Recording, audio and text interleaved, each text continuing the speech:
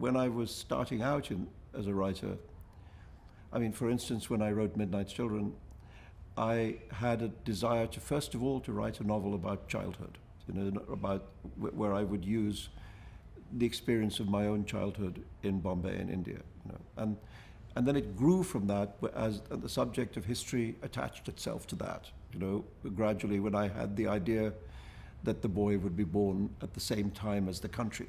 At that point, the boy and the country kind of became twins, and then it became necessary to tell both the stories, both the country, both twins' stories had to be told. So the book became much bigger than my original idea. But at least I started out with an idea that I wanted to write a book which came out of my childhood in Bombay.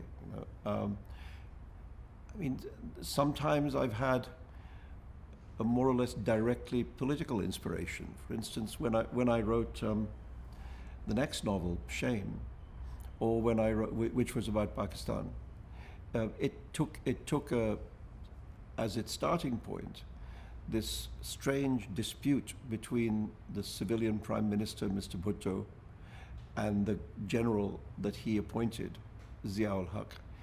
And the general became, instead of being his protege, ended up being his executioner. And that was such an interesting event that I used that as a starting point and then fictionalized it.